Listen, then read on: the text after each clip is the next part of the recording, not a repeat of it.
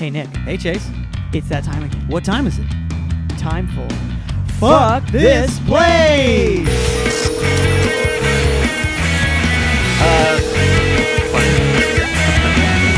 How's life for you?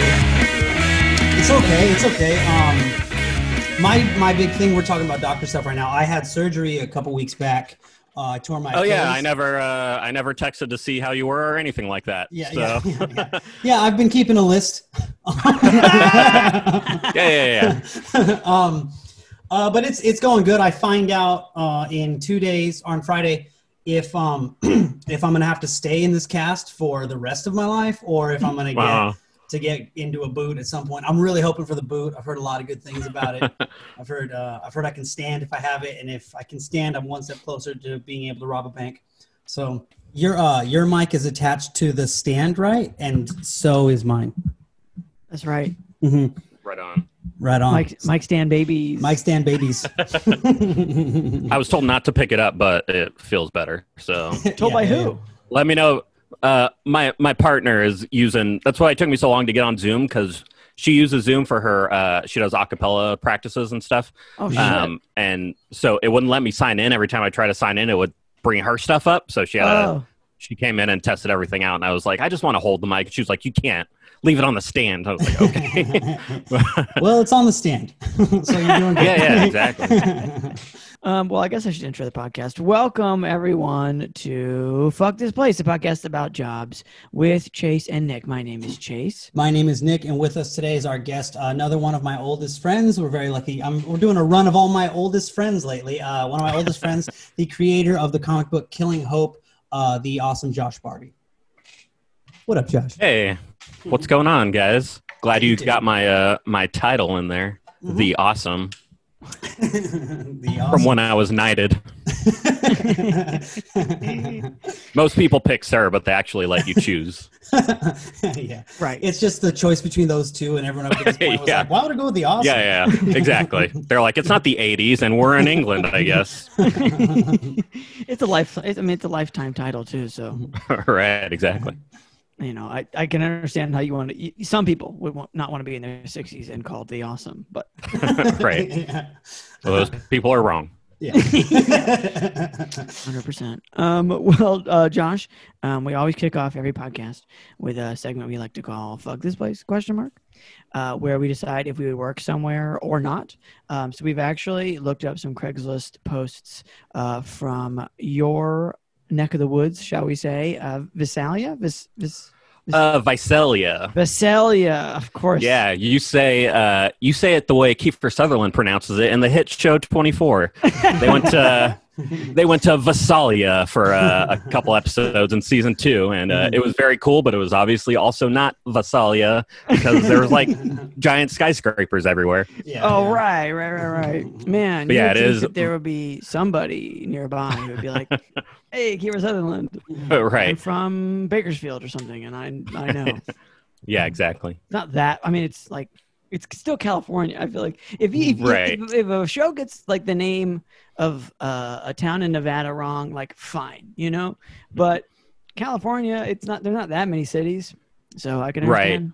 Right. There's also that in that movie Con Air, I think they're in like Fresno or Bakersfield or something at one point, but it looks like Chicago. It's actually when Dave Chappelle falls to his death. Spoilers for Con Air. When he lands on a person's car, he's supposed to be in like Bakersfield or something, but it definitely does not look like it. Yeah. Yeah, he's like in traffic, right? Or like he lands on someone, like a couple's arguing, and then Dave Chappelle dies on the hood of their car. Yeah. It's one of the only perks of living in California is knowing when movies are wrong. Right. However, I know we're on like a dumb tangent that has nothing to do with your podcast, and I apologize. But in the terrible movie The Cell with Jennifer Lopez, they do go to Bakersfield, and it's just dirt and like a shed, and I was like, "Yep, they got it right. That is definitely what that looks like." Yeah, sometimes they get the essence of it. Yeah, sometimes it's shot on location in Bakersfield. Yeah, exactly. Like we could save several $1 million because no one lives here. Yeah, throughout all of the okay, so again, continuing this tangent, throughout all the Sons of Anarchy, they would refer to Stockton as like, you know, like the Stockton County Jail or whatever. Like they talk about it like it's some like big bustly city, which it's not. It's got a downtown, but that's about as all as bustly as it gets. And it makes you so mad. And also the guy who played Jax is my neighbor, and he lives around the corner from me. And I always, when I see him, I want to be like, hey, that's not what it was like though. Like you got it. But I think we should normalize that, and we should for sure ramp up correcting celebrities on our hometowns. Dumb local shit they've missed. I mean, that hot dog's name was actually pretty fucking good. You blew it up. Okay, so how do you pronounce this city again? Visalia. Visalia. Yeah. I don't want to offend the Visalians. Of course, I'm probably also pronouncing it incorrectly, so I have no idea. That's just how I was taught. We can default to your, that's how I've said it too, but I did learn from Josh, so I don't know. Right, exactly. We poisoned the well here. Okay, well, the way this works is I'm going to read 3 Craigslist post titles. You're going to pick the one you do not want to look at, and then we will look at the other 2. And these are all from that area Craigslist. Okay, so first title, number 1, is book.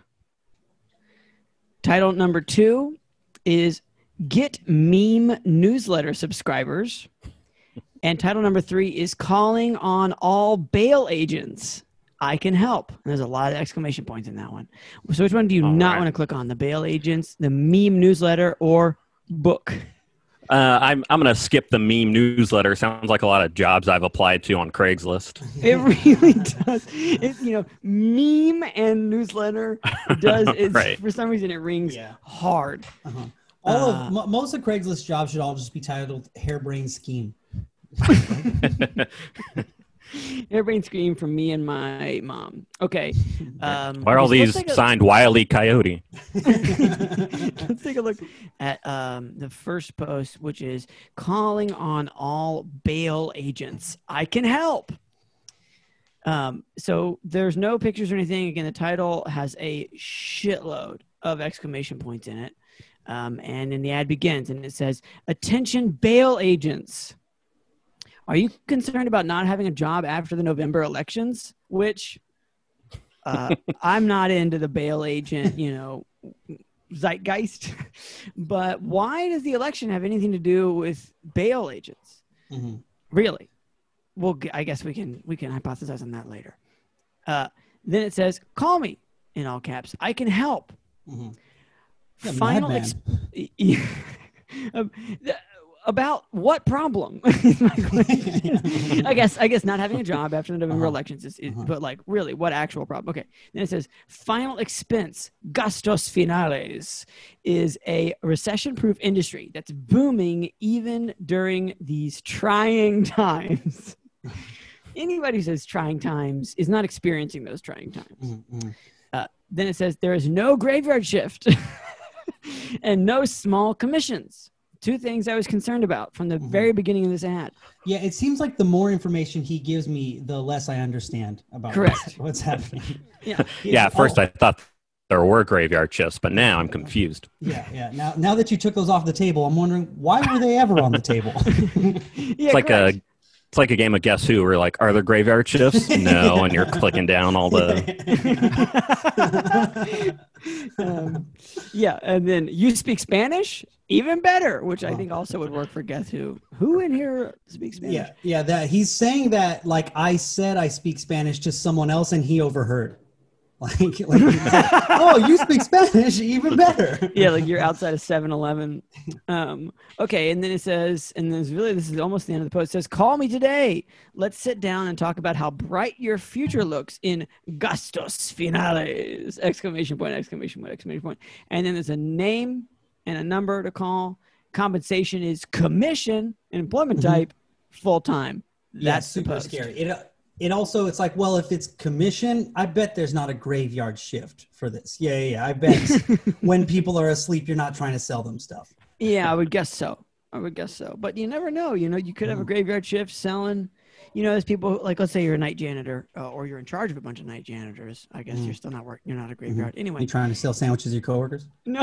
Yeah, you could be a door-to-door salesman, and they're like, "You never knew that there was a graveyard shift in door-to-door salesman?" Yeah. And you're like, "No, that sounds terrible." Like, yeah, that's why we don't show it in TV shows. I was just thinking, if you're trying to sell equipment to people who manage night, janitors or whatever. But then again, if you're a person who manages night janitors, you're no longer working the night shift because you got the fuck out of that gig. Anyway. Yeah, exactly. Because you found 3 other idiots. Right.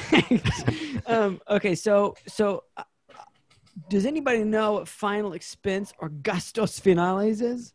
Never heard of it. No.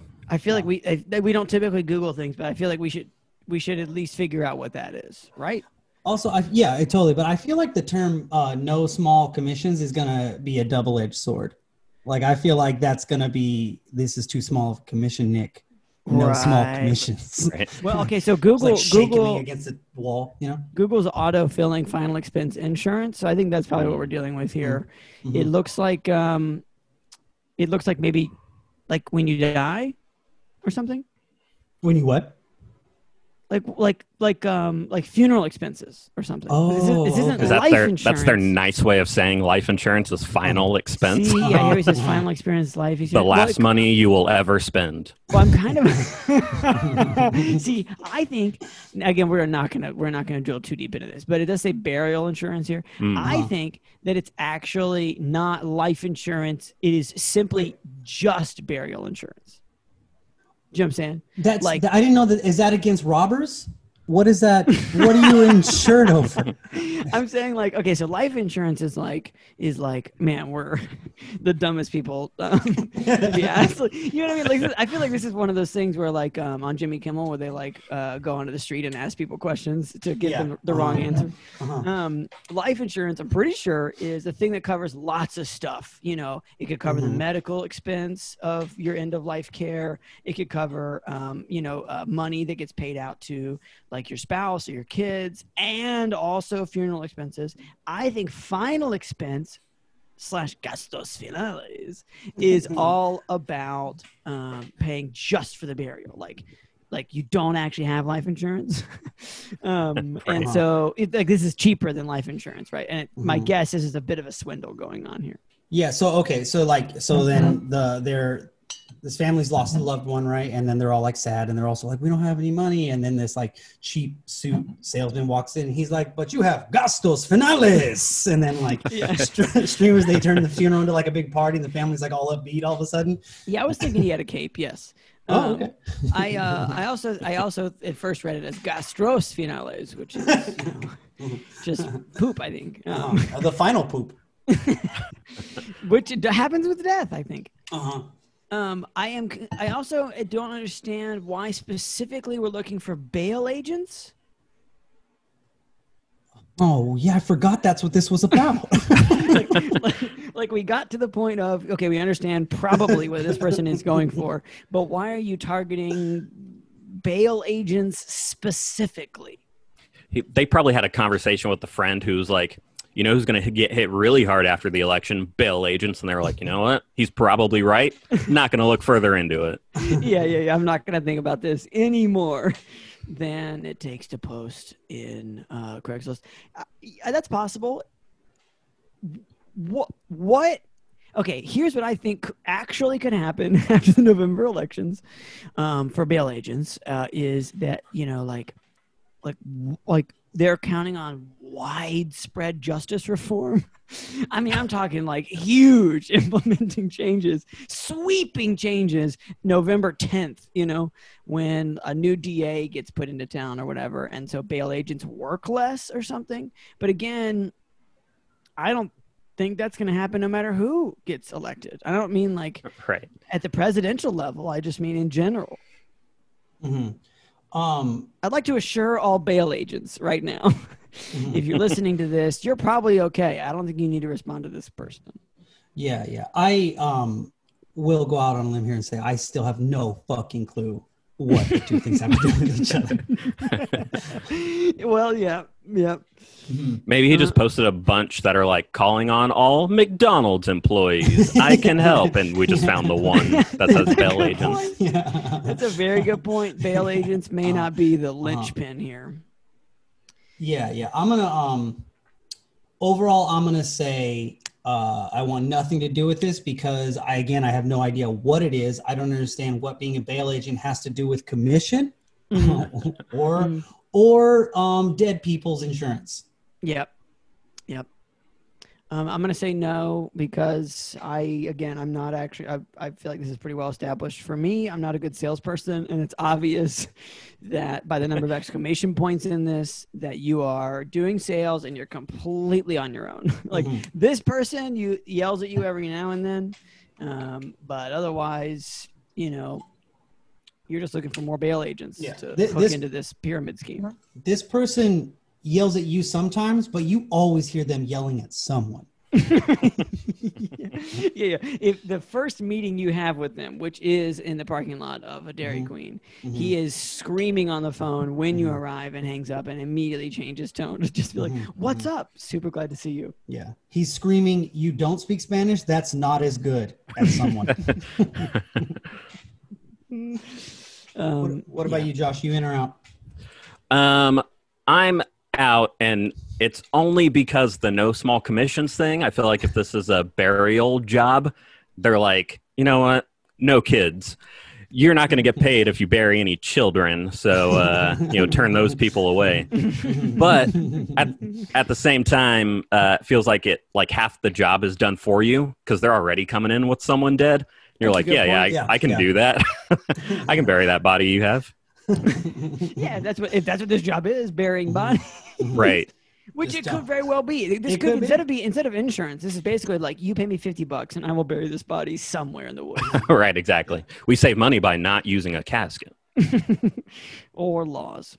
Or do you think these people want bail agents to capture people who haven't paid their insurance? I'm just trying to put it together. Yeah, sure, like hunting insurance. And they're like, look, you then bury them with their dead relative. But bail agents are not, you're thinking of like Dog the Bounty Hunter. Oh, yeah, I'm thinking of bounty hunters. I do that sometimes. Yeah. Thinking of collection agents. Bail agents, I don't even know what bail agents do. What does a bail agent do? I don't know if I've ever known less at the end of a job posting more than right now.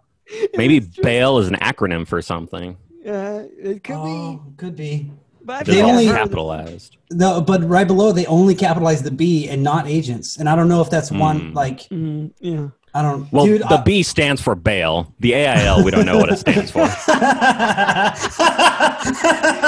it's true. Yeah, this is like a diamond. Like every time you turn a facet, it just becomes more beautiful and harder to understand. So yeah, we're just gonna leave this here because it sounds like we're either creeping closer and closer to glory or danger, and I don't need to stick around to find out. Okay, so post number 2, a little simpler. And the title simply says book. And then there's one sentence. And the sentence reads, I'm looking for ghostwriter to help me write my book. Female, please, will pay. Oh, compensation says, help me write and do corrections. Wow. And that's the post. Yeah. I don't even know if this guy is... Like, is this about sex? Because I always think that whenever we have posts where they're asking for females. Yep. But I think this guy might really want help on his book. Yeah. Again, I think that per usual, the most unsettling thing about this is that this person, I think, does want to do the task at hand. They just want to sexually harass someone while they do it. They just want to yell, take a note, Denise. Yeah, correct. Yes, he just wants. Again, wants. Again, yeah, they do not want They want a female. If they don't want to do it to sexually harass somebody the entire time, they want like as docile a human as they can possibly get, who will deliver no constructive feedback whatsoever, and will, I don't know, just hang out with them for time. Yeah, and I like feel like it's like definitely a male, because like I know this isn't true across the board, but I mostly don't think any women are this dumb. But guys, though, yeah, there is not one capitalized letter in this entire thing outside of Farmersville, which is, I think, auto-populated. When it says the town, you have to select. You click. Oh my God! You click. That's the first test, Nick. You already qualify for the job. You're absolutely right. If you reply to this person's post and say you need to capitalize your eyes, then you're hired, no matter who you are. So congratulations, you've got the job. This is definitely a murder thing, though. Farmersville is one of those towns that's all dirt and cows and like barns. Few and far between, and that's all that exists there. I feel like this guy is just too lazy to go out and find a victim. Got it. Yeah, just sort of luring you out into the boonies just for. Yeah. Not a lot of like Lyft or Uber drivers out there. So he's like, well, I guess come to me. Yeah. We're talking like overalls and nothing else kind of guy.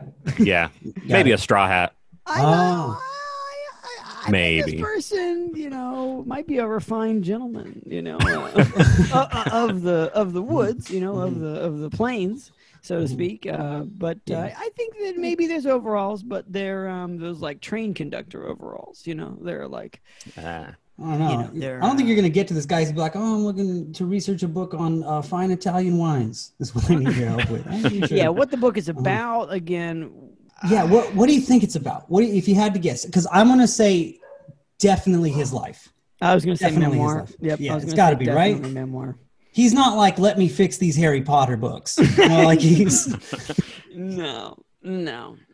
He wants to tell his life story, and he was a sales rep for maybe he was a bail agent, but he was like a sales rep for like an extremely boring product like a fuel pump or something, and he traveled at various times to like he got to go to Chicago once, had to go to Vegas a lot, and went to restaurants. You're giving this guy a lot of credence talking about he's going to restaurants. Yeah, well, he just wants to talk about his like first and third time at the Cheesecake Factory. It's not a unique thing. Do you think this guy has like, the fact that he wants to write a book and cannot put together a sentence makes me feel like he just gets some wild ideas. I think that the ghostwriter is a real heavy term here. I think that this person doesn't want to write a goddamn thing. I think he wants to sort of dictate to you, note files. He's probably already got piles of this already. He's like, look, I'm just going to hand it over to you. Just turn it into a book already. It'll be, it should take you 2 hours. I've got 30 hours worth of tape, but I feel like you seem smart enough, Yeah, I'm going to say no on this because I feel like I'm going to be in the middle of writing his book and he's going to have another one of his weird ideas where like he's like walking and he like trips on like a skateboard and the skateboard like flies really fast and he's like rocket cars. And then we're doing that. Yeah. Yeah, I want to write about rocket cars. Yeah, I'm going to say no. I'm going to say fuck this place, in fact, because, writing is hard. It's actually quite hard. And, you really only want to do it if you really want to fucking do it.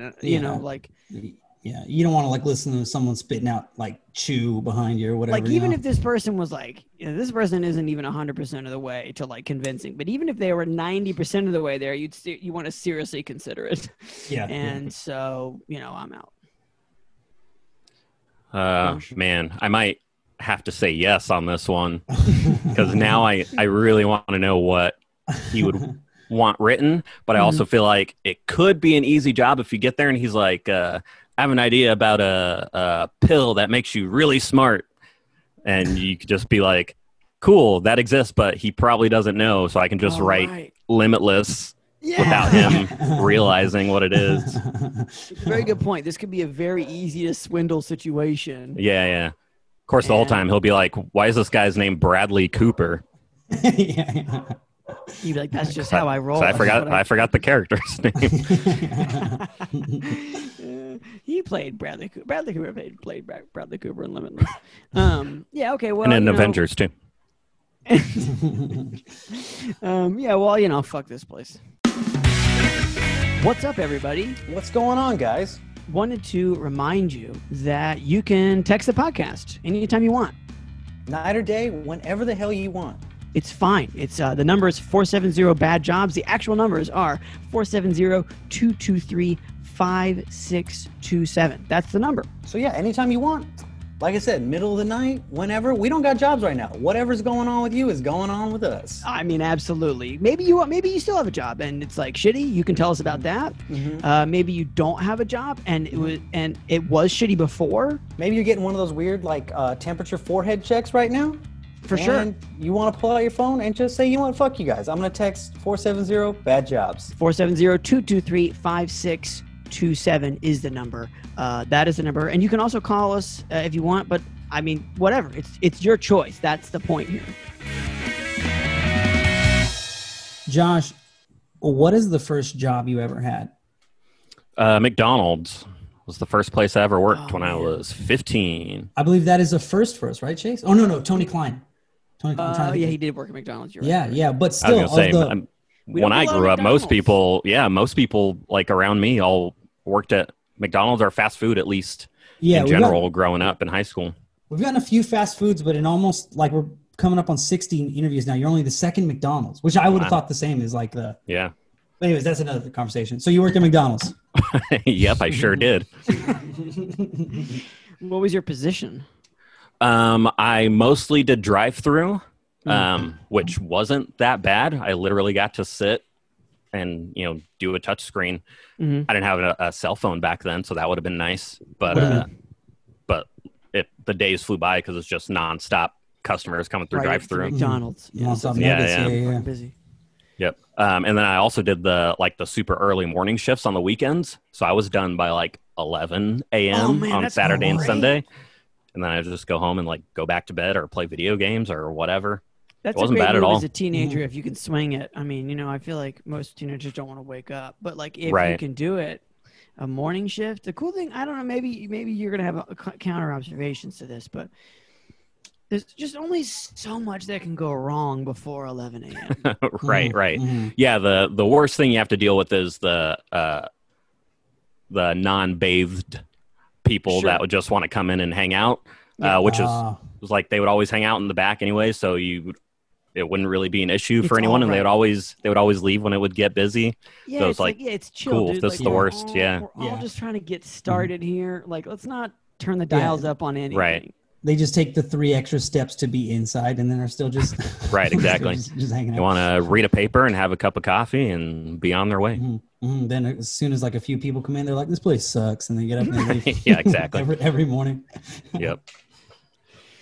That's great. So did you have to because some fast food places, if you're on drive-through, you have to manage a lot more than just orders and buttons. Do you have to do payment, or you Yeah, you so the way I did it was, the way I did it, I made it up. This is how you did. McDonald's told me to do it. Here's how I train people. This is what I told Ron. When I invented the concept of the drive-through. You sit at a computer at that first window. So the space between the first and second drive-through window where you pay and then where you pick up normally is where the manager's office was. Oh. So that whole space is just a desk with paperwork and stuff all over it. And there's no time to mess around or anything because the manager's usually sitting right there. So there's literally someone looking over my shoulder the entire time. But yeah, I would just sit there for hours taking payments and doing orders. And then if it got slow at all, that's when you jump to the second window and help with the drinks and putting the meals together and all that stuff. Got it. but yeah, I mean, you kind of just do everything. And even when you do drive through, they still will be like, hey, before you take your break, can you go clean both the bathrooms or whatever? Yeah. So, you do everything anyways. Yeah. How did you get the job?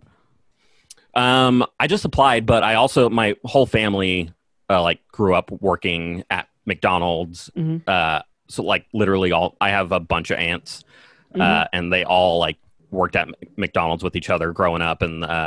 And so, like, I knew people that worked there. So when I went in and applied, I'm sure my mom was like, I know the manager. And she just, like, told her, like, yeah, give him a job or whatever. But, yeah, I just applied on probably not on the website. I'm sure I had to go in and get a piece of paper. But, yeah. You just had to write all the nothing that you've done. Yeah, exactly. Like your last three jobs or last right. It's just like, I'm looking for a fucking place. Right. I'm 15. Here's my work permit. I don't know what else you want from me. Here's the name of one teacher that likes me. Right. Here's my references. One of them is my little sister. She fucking hates my guts. Yeah. Don't call her. Yeah, I mean it's like whatever. I don't know what they're expecting. It's like they like the Fry kids are like plastered on their walls and stuff. Like, it's not like they're it's like some big time Wall Street business you're walking into. Like yeah, whatever. Right, exactly. Oh, I thought you were saying like I was a McDonald's super fan. Like I had the Fry guys on my wall. No, they're like he really wants to work here. Yeah, no, I'm just saying, like, it's not like they're like looking down their noses at you when it's like, right, right, exactly. The kids are just constantly getting hepatitis from hanging out in their ball pit or whatever. Yeah, the ball pit. So like, did you know? You say you knew people that worked there even once you started? Yeah, I mean, I didn't know the manager, but I think my parents did because she was like acting very familiar with me when I got there, even though that was like the first time I ever met her. Just like, hey, Joshy. Yeah, but that also did help because for some reason, I was notorious for giving too many napkins in the drive-thru, and when she had to like tell me don't do that, it was like the nicest way I've ever heard her say that to anybody. Right, so I was like, oh, cool. It helps to know someone who knows someone. Yeah. This is gonna get back to somebody. Yeah. Please don't tell my mom about the napkins. She was like, Josh, you're so good at giving out napkins. We actually think you should give some back to us. You're too good at it. You're making everyone else jealous. Man. Did she have to correct you on anything else? No, that was it. Just the napkins. When I only worked there for you giving them? As many as I would like, which is like a stack of napkins. Yeah, they I'd be like, that. you needed it. They want you to hand out napkins in name only. Yeah. Like one napkin per item, I think, is like the rule. Really? Man, you want one napkin for all those maybe the the unspoken rule, but yeah, that's definitely like one per item is the max they want you to give. Whatever. I'm not gonna stingy fucking fucks. Yeah, fucking bastards! You gave me 3 sauces and 2 napkins. Go fuck yourself. Now we know. Well, how long were you there? I mean, like, I was there less than a year. I think it was like 9 months, maybe. Because I was living with my dad at the time, I believe, in Visalia, and my mom was living in Stockton. So that was before I moved to Stockton, where I met Nick. But yeah, I worked at McDonald's for like 9 months, and then they were like, "Hey, that's what happened." I was living with my dad, and then I told my dad like, "Hey, I want to live with my grandma." My grandma lives in Lindsay, which is another neighboring town to Visalia. So I lived with my grandma, and then I was just having my aunt take me back and forth to work and school every day. And then my mom was like, you should probably come live with me where you're actually living with one of your parents. So then I had to leave and go to Stockton. But yeah, before I left McDonald's, the manager told me, "Oh, it's too bad you're leaving. You and this other guy are the only 2 people that when I was going to do your reviews, I would have given you like S's, which is like the highest thing you can do." Shit. And I was like, oh, that makes me feel good, but at the same time also I'm glad I'm leaving because I feel like maybe I would have been stuck here forever. Yeah, I don't want to earn anything at this point. Exactly. Yeah. Like, no, I'm good. Yeah, once you get that S rank, rank, stand for like satisfactory. It's like S and then everything else. I think, it's just like it's just shitty that is the top rate. Right. Not like S for super good or right. You know, like satisfactory is par. Right. That's as good. That's the most they can expect from a 15-year-old. You were extremely reasonable, and we're so glad you're here. You know what's crazy too is during your review they no doubt would have brought up that napkin thing though. You know, it would have at least been like, well, yeah, a little trouble with the napkins. Hey, look, you would have gotten an S plus, but you know the napkin debacle that we talked been through about. some stormy waters, you and I. But you grew, and I appreciate it. You really turned it around. I know that it was like good or whatever, but also like what a pinpoint on the psyche of a McDonald's manager that like you're leaving, they're like, oh, right. Important thing to tell you. Yeah, like she was trying to get me to stay or something. Like, I'm 15, I don't have a choice. Exactly. And like I was evaluating you this whole time, and guess what? You meet my standard for a guy at a drive-through. Right. Yeah, it's a very much like, hey, I'll always love you comment. Like, why'd you say that? And why don't you tell me that before I moved? I have a question. Did you, like, if you're a teenager, you know, like McDonald's is pretty fucking good. I mean, it's pretty good even now, but especially a teenager, like, hell yeah, let me get some of those McFlurries. Were you able to eat anything on the sly? Or yeah, so that's the thing is all your coworkers are also 15 and 16. Yeah. So you're like, hey, I'm gonna go on my break in a minute, make me a quarter pounder, I'll grab it on my way to the break room, and then you do the same for them, and you guys just do that for each other, and then you still get it was like 1 or 2 free meals a week or something like that. Of course, it can't be per shift. God fucking forbid. Yeah. They 2 free a week as long as you're working. You can't come in on your day off. At least back then when I was doing it. Oh my God, that's so strict, especially because I can't imagine they're not just throwing away so much food. Oh, there's so much food they're throwing away. Yeah, and it's all literal trash food. You know what I mean? It's like you can't even fucking let me have this. Yeah, I mean, they literally have giant trash cans stationed at the where you're making the burgers and stuff because you have to throw stuff away constantly. So yeah. So but also, I don't think most the old quarter pounder slip to the break room. Right, exactly. I don't think most people think about in fast food how close in proximity their food is to trash cans at all times. So that's cool. You get the old Statue of Liberty play for your quarter pounders and stuff. Yeah, exactly. Yeah. Only fumbled a couple times. Yeah. That's diarrhea. Okay, so you said 9 months you were there, right? So like, yeah. When you quit, did you just put in your notice? Yeah, I just let them know, like, hey, I'm moving. I'm moving with my mom. You know her. So I'll be gone in 2 weeks awesome. or whatever. Yeah. So what? I'm just asking because when exactly did your boss hit you with that S rank thing? like my last day. Yeah. Oh man, so she was holding on to it. Yeah, exactly. Yeah. One of those. I was like, oh, it's his last day, and I just realized I'm doing these reviews, and she probably just had to like throw mine away or something. And it was like, oh, by the way, she's in the middle of other people's reviews. I don't think. Yeah. I don't think she threw it away. I think she probably kept it.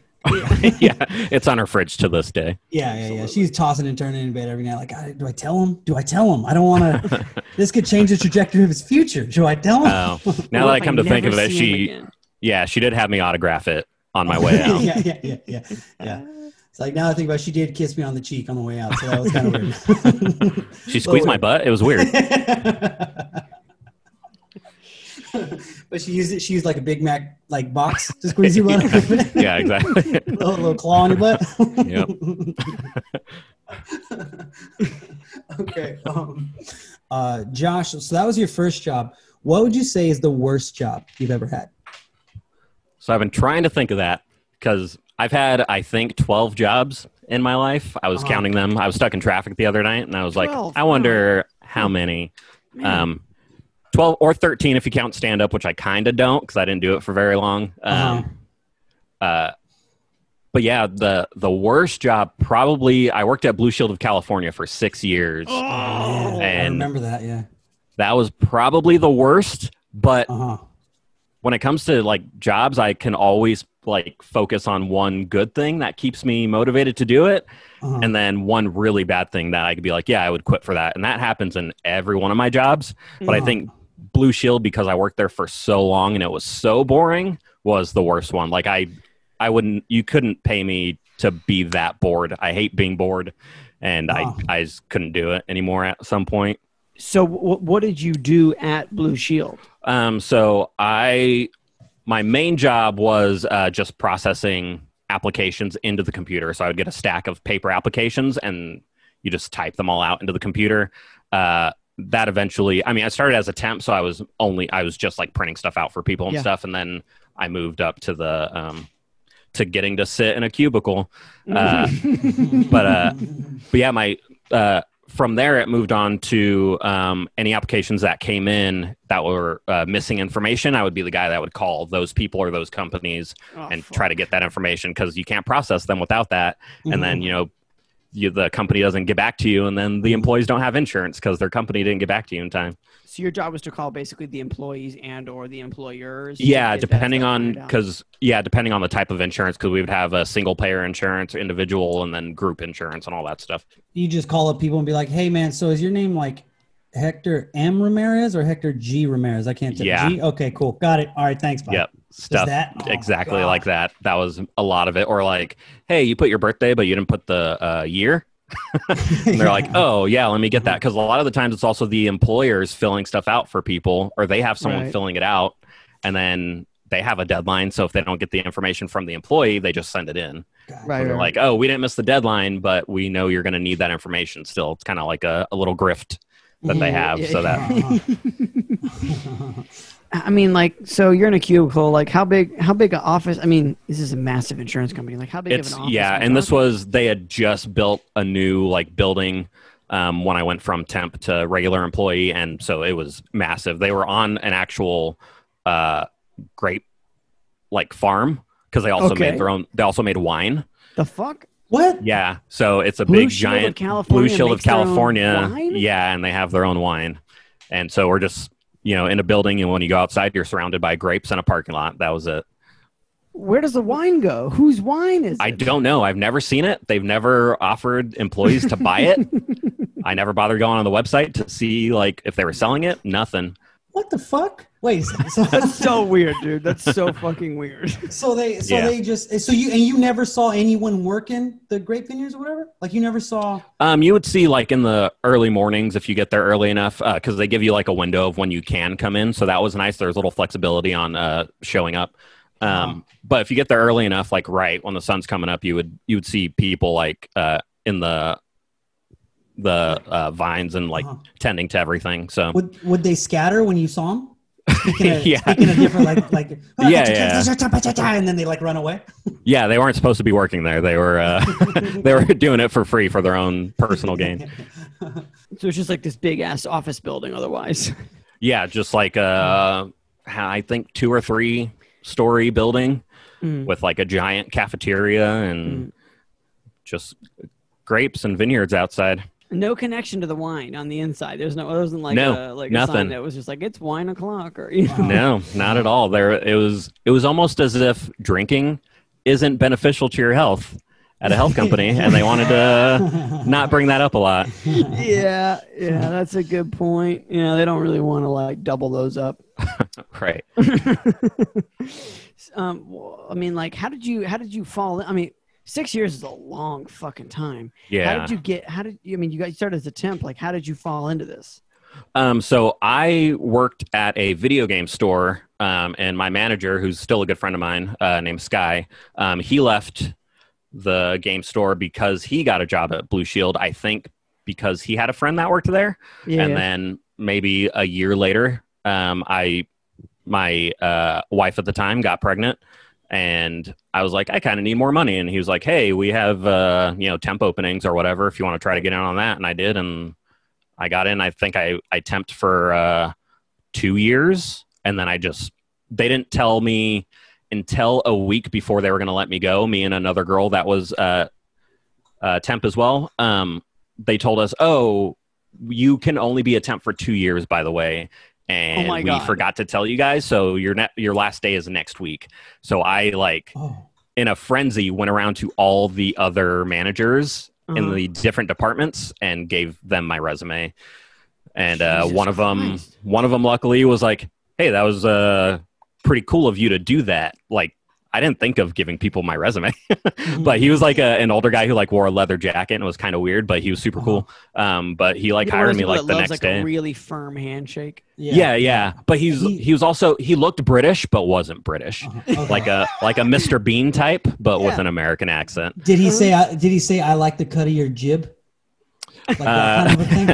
Yeah. He said, I heard about you in the napkins. I almost didn't hire you. Yeah. But no, he was like impressed that I like went and talked to him. But I was like, that's a thing you do, I think. Like you just go and talk to the higher ups to get a job, right? It's not like it's like he's putting you into the same story as like the guy who's like the CEO of General Electric or something, right? Who's like, back in 1920, I walked into the door and I said, Mr. Owner, you got to give me a job. It's like, well, actually, I know, you knew who the managers were to give them resumes. Like you already worked there. Yeah. Leave the hero story. It's fine. Let him build you up. That's fine. Yeah. Stop talking to me about my moxie. My moxie is none of your business, sir. Real button-up guy. So then he puts on his aviators and he's like, "You're hired, kid." And then pretty much. Okay, got it. Yeah. He just hopped in his hot rod, which was like a minivan. Yeah. He just ran over 3 guys in the vineyard and kept going. But hold on, let's just back up for just a second to the 2-year mark. Right. You were like, you tempt for obviously you tempt for a long enough. You're like, I keep doing it. It's like the money's good enough. Right. And I'll just keep temping here. And then they just were like, to you and one other person. Mm-hmm.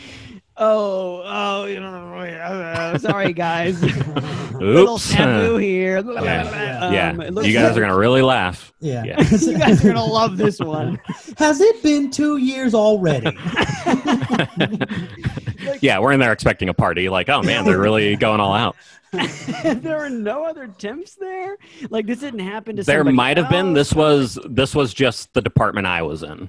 So they separate all the departments by like the group memberships and the individuals and all that stuff. Yeah.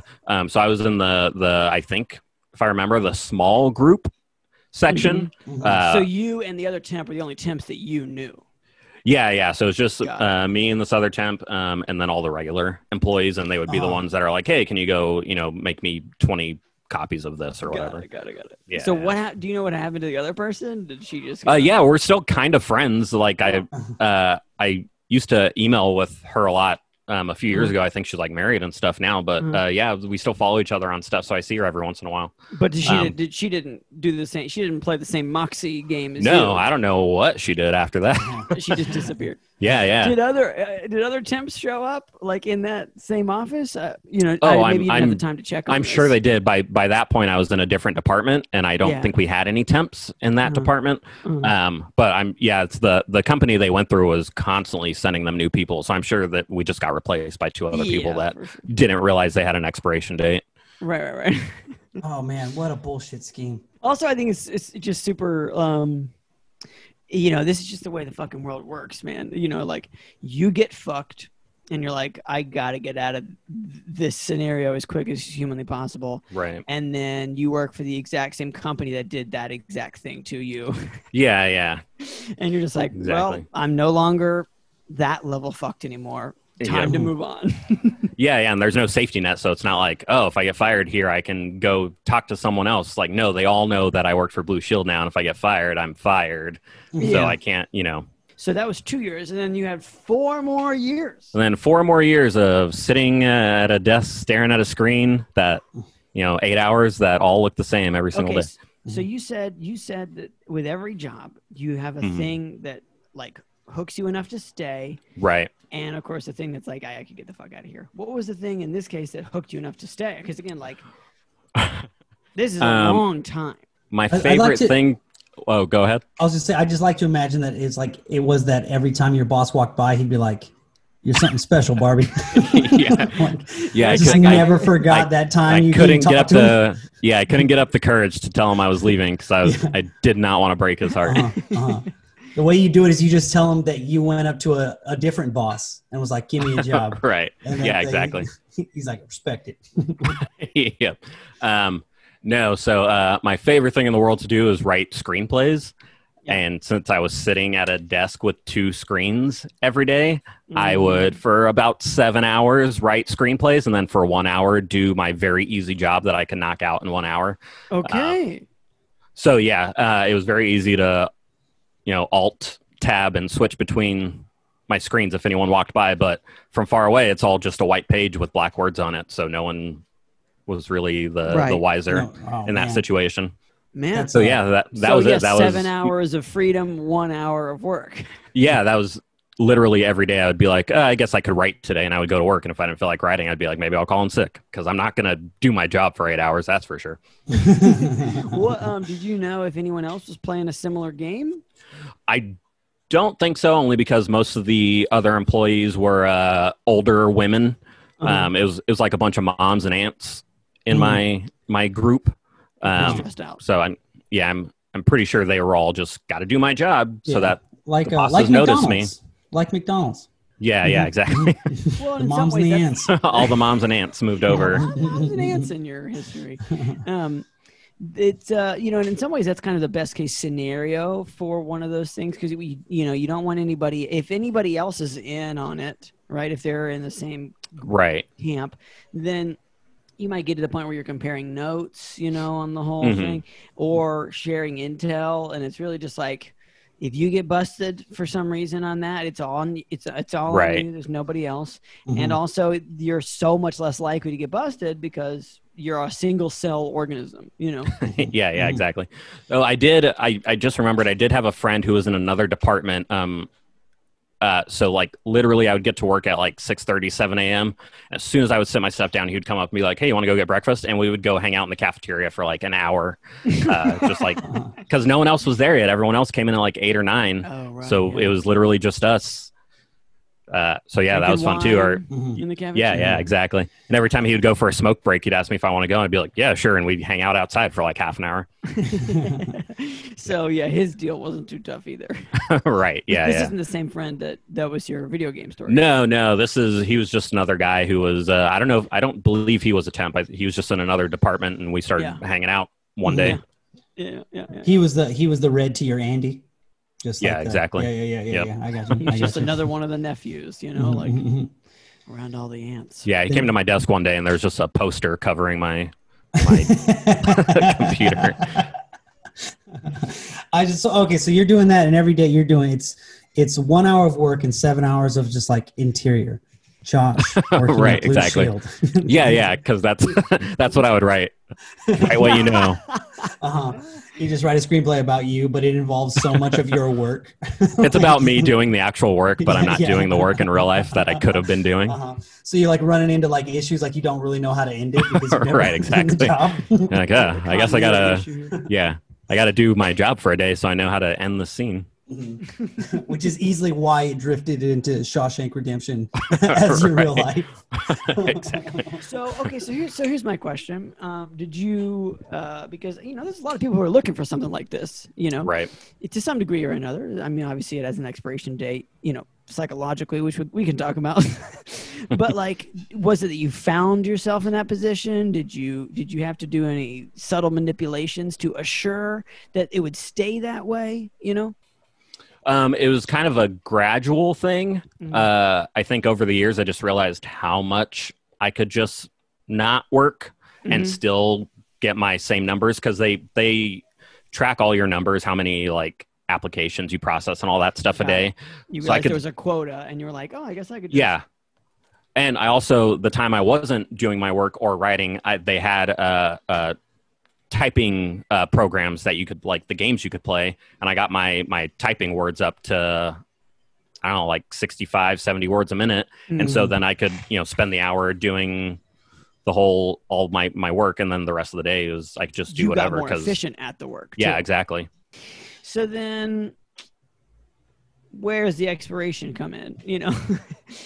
I was planning on just never getting the fuck out of there because I was like, I'll do this till however long it lasts, because it was easy and it paid well and I had insurance. Probably good. But yeah, it was very good insurance. But the problem with that job is also management would come and go. So my cool manager that hired me was gone within the year. And then another person came in. It was like one manager a year that I went through. And finally the last manager, he was never at the building. He was always at different places and stuff. So he was never there. So he would only see things on paper. So he wouldn't get to know people and be like, oh, they probably did this because of this or whatever. He would see something on paper and go, they didn't do something correctly, get them out of there or whatever. They must suck. Yeah. Yeah, exactly. My penultimate manager there, I had gotten the flu. My kids got the flu. And then, so I took all my sick time taking care of them. And then I got the flu from them. So the next like 4 days after my sick time had run out, I didn't have any, but my manager was like, don't come in if you're sick, stay home. So I was out for 4 days, not getting paid or anything. And then when this new manager came in, maybe a couple months later, he was like, hey, you can't just not come to work for 4 days. So we're going to let you go. And I was like, did you guys not talk to each other or what's going on? But this was also over speakerphone because he didn't bother coming in to, to fire me. So yeah, I was sitting there with like his assistant or whatever, and then him on speakerphone, and he was like, "Yeah, we're gonna let you go." But yeah, so I got fired for having the flu, so that sucked. Oh fuck that! Ass, so that makes me so fucking mad. Yeah, it was pretty. And especially for him to not even livid. Say it to your face, right? And you're looking at his weak ass assistant who's just like, oh, like, right, exactly. Hang up? Yeah. Press star 9. Yeah. Man, that sucks, dick, dude. That's awful. Yeah, Yep, that was lame. And there's no rebuttal. It's just done. No, I mean, other than like I guess look for another job and get unemployment in the meantime because I have kids and I need it. And then even then getting unemployment, of course, they're like, no, we fired him for a good reason. So then I had to like go to court and fight him and all that stuff. And God damn, I won, which was good, but still it's like I'm barely getting as much as I was, a month ago. That's so fucking like weirdly cold. I mean, like it's like, like I understand that jobs like that are very cold. Because you're just ants in an ant farm, right? That's all they have for you or whatever. But then to the constant flipping of managers just implies that middle layer of sandwich in the job there is hell. It just must be a nightmare to where there's ruthlessness, right? Right. They're just like constantly canning people or whatever to where the point where your guy is like, turn in your badge and your screenplay and get the fuck out of here or whatever. So that just makes me so mad. I mean, I shouldn't be this upset over it. It happened a long time ago to not me. Yeah, exactly. Yeah, that's some. Yeah, I think that was like 10 years ago. Bullshit, though, to get fired for something that you got approval for. Right, exactly. Like, if that manager, which it would have been a shitty move too, if they'd have been like, "You've got the flu, fucking come in," you would have dragged your ass in there and and wrote your screenplays or just stared at the yeah, exactly. wall for 7 I mean, hours. listen, I should have been fired, but I should have been fired for something I actually was doing. Yeah. You walked in there and they're like, Josh, we're letting you go. And you're like, all right, you got me. It's like, okay. No Here's problem. my Simpsons spec scripts. Right. Yeah, it's all Blue Shield property now. Yeah. What a terrible thing. Well, we typically try to close the pod with 3 questions. The first one we have answered very well, which is when were you done and how did you quit? That one we've nailed. Right. Question number 2 is what's one good thing you took from that very bad job? It has to be the typing. I type very fast still, and I learned it there because I had so much downtime. Which is a hell of a skill to have now. Question number 3 is not related to the Blue Shield situation. Is like we're in a pandemic. You may be aware. A lot of people's dreams. Wait, what the fuck? A lot of people's dreams have been like sort of on hold, right? Or just sort of like or at least like in the wings. How you doing with all that? Oh, go ahead. That's it. Okay. I'm doing the same as I was doing before the pandemic.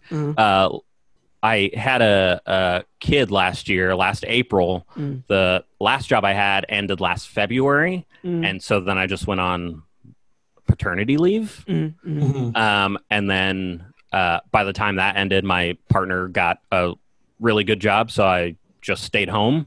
That was in, I think, I don't know, October, November.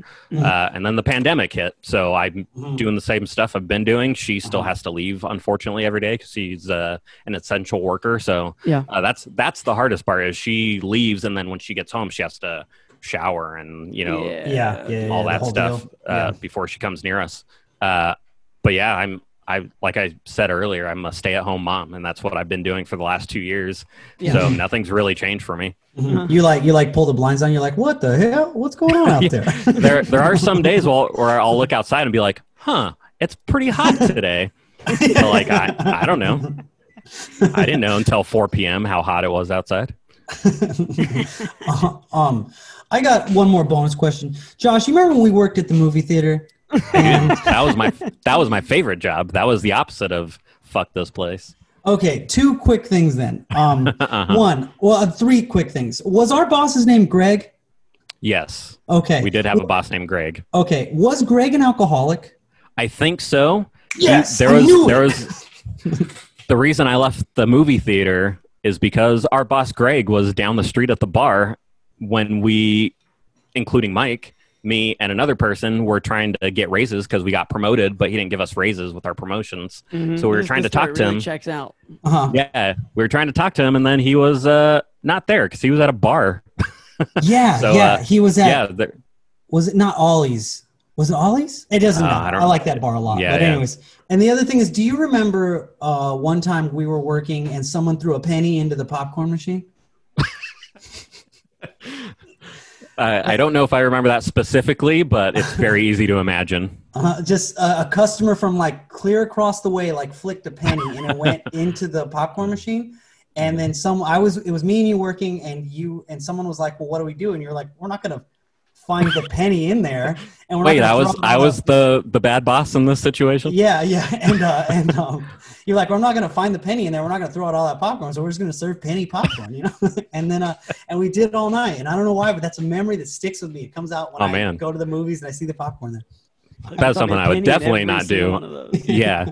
That's all. That's just what, all right. That's just what I wanted to know. That sounds disgusting. A lot of investigations into the Stockton 12-seater. Yeah. This podcast has been great for just my personal life and answering questions I've had, and just rounding out some stories I've always had.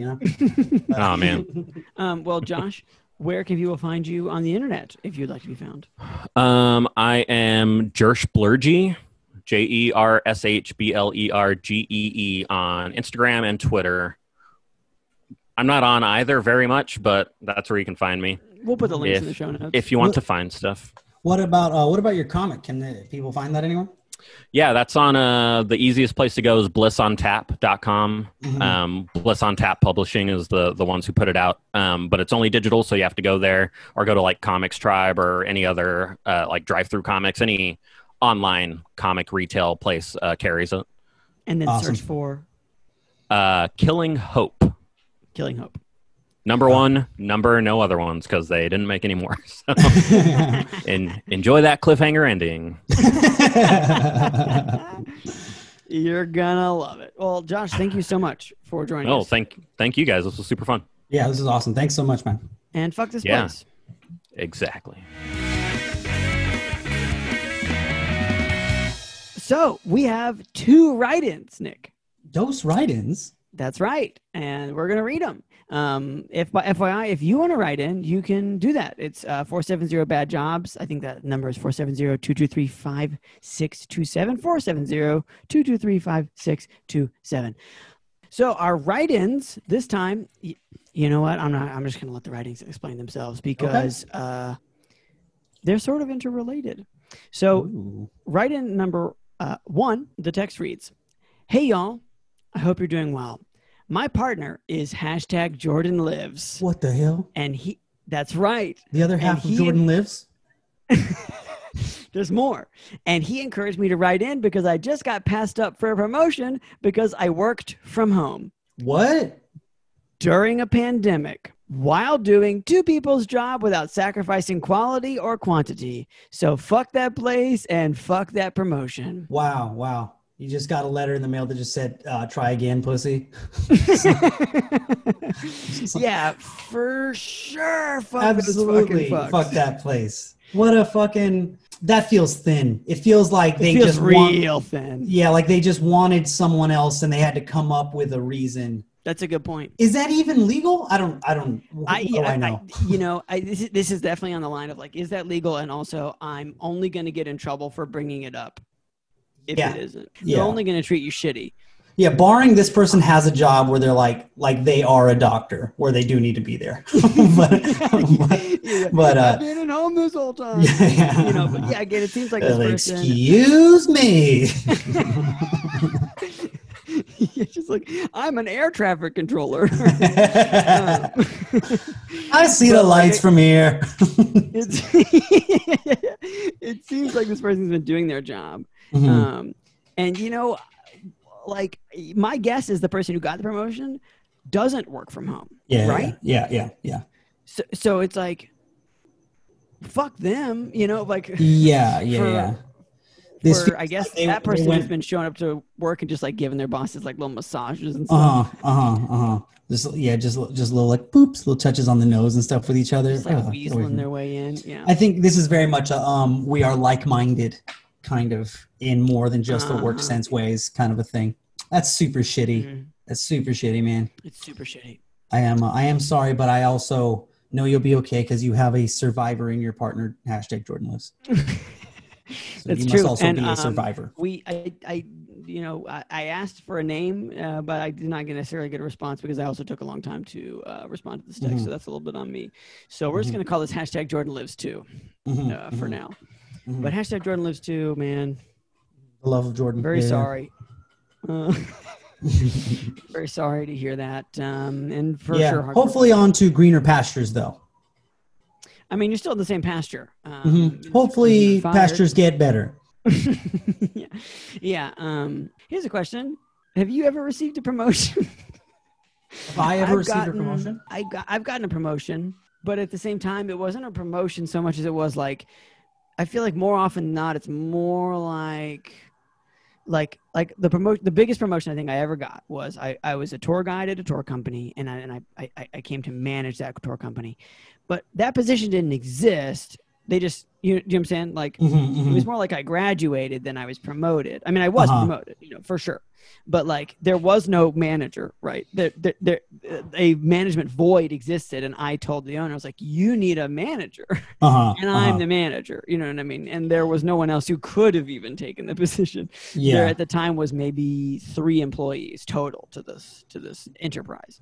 Yeah. So that was I would say that was my big promotion. I don't think I've ever been promoted in the sense of like, we're up for promotion. Who wants it? You know what I'm saying? Yeah, I would say I've also never been promoted as far as I can tell. I know kind of in the same way as you, in the same vein as you. I've had a few jobs where I had one job where my partner died, and then so I got to like move on to like a more beneficial time slot. And so, my God. And so that felt good. I've had a couple just situations like that. Yeah, where things changed and now the cooler hours or the cooler position or whatever was open. But it's also like a thing where it's like, but it's also kind of blending with what you currently do. So it wasn't like I got the corner office now. It was it was like, well, I take on these other new responsibilities, but I'm getting a raise, and now more people come to me with their questions. So, that being said, I want to say, obviously, never listen to us for any kind of advice. And number 2, # Jordan lives too. I'm proud of you for applying and trying to get this promotion. Even if you didn't fucking get it, you strove. Yeah.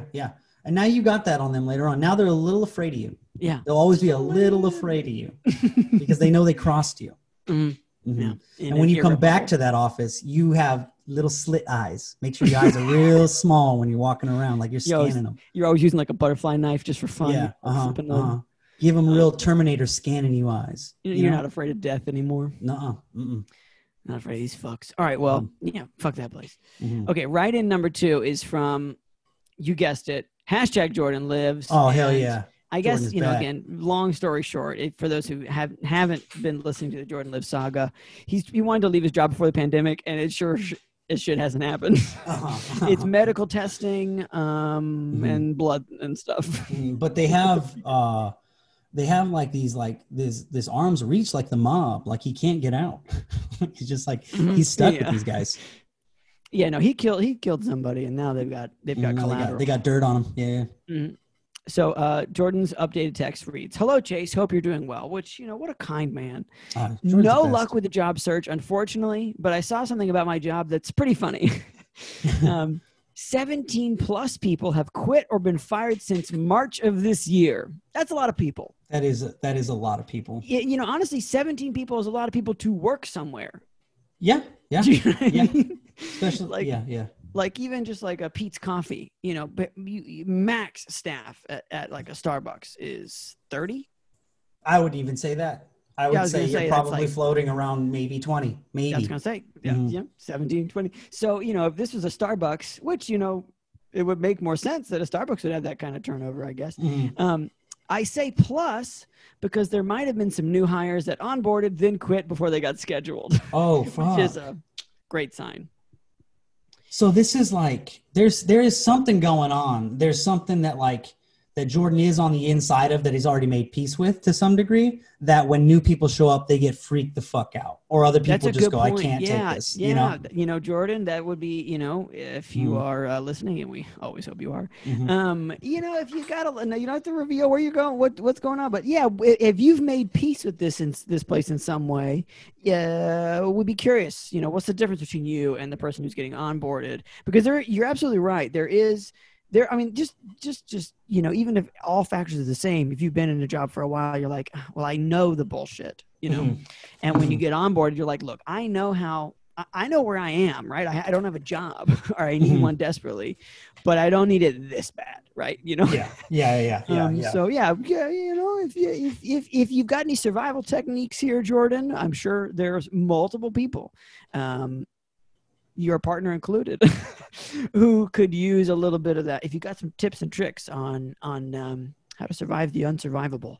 I'm waiting for the day that Jordan has to go to court to fight these guys. And he continually uses this podcast as evidence for timestamps of when he said things were going on. It's like, Your Honor, we're back to the fuck this place evidence. It's just this little podcast about jobs, Your Honor. But let me it's like the poor man's patent or copyright is mailing something to yourself. Yeah. And in this case, just texting a podcast. So building the case text by text. Know all the time frames because it's around when I tore my Achilles and stuff. Like you're able to frame it with like my medical records. Yeah, the judge is like leafing through papers. Like, well, is this before or after Nick got his cast removed? You say it's a basketball game. All right. Well, I don't know what the hell that has to do with this case, Mr. Jordan, but Mr. Jordan lives. Mr. lives. Mr. Hashtag lives. Okay. Yes. Yeah, I'm very, very sorry to hear that, Jordan. Sounds like it is still very bad. Yeah. There. I just still am not totally clear on what Jordan does. I know it's been a year, but it's medical. It's been a little less than a year. We should find the anniversary. All I got to do is scroll back on this one text thread. Okay. They do medical testing. So they have like samples for like blood and stuff. I think they normally test for like other stuff like hepatitis. No, that's right. I did know that. I'm sorry. I apologize. And now they've been doing coronavirus testing too. Got it. Yeah, I do remember that. Okay. How far, and this is not a slight in any way, just curiosity, how far down the thread in Jordan's phone do you think we are in his text messages? I'd say he has to look for us because he only. Yeah, no, for sure. But it is funny that he's like occasionally like, hold on, let me text this podcast. That's what we want for everybody, I wish more people would text us. I do too. I mean, again, Jordan is our like unofficial mascot and sort of text in emeritus. If he ever stops texting, he was, he has a open invitation to text at any time. Any time of day. Or night. And if you want to text, you can do it. It's 470-223-5627. But yeah, Jordan, we're very sorry. And when Jordan gets a new job, what are we going to do? We have to do something. Yeah, I mean, we got to do something to celebrate. We'll figure it out. I mean, I don't like, respectfully speaking, I don't think that's gonna happen anytime soon. I'm sorry, Jordan.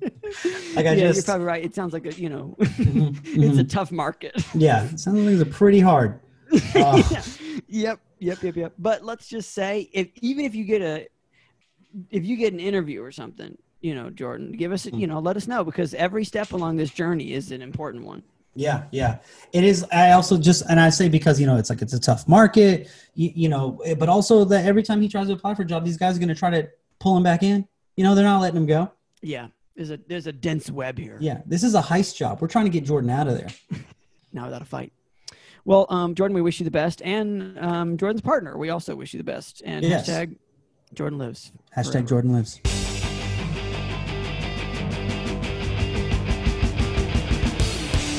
Thanks for listening, everybody. Yeah, thanks for listening. Big shout out to CC and Jordan for writing into today's episode. If you want to write into the podcast, all you got to do is text us. That's 470-223-5627. That's 470-223-5627. Operators are standing by, and by operators, I mean me. So, we'll talk. Bye for now.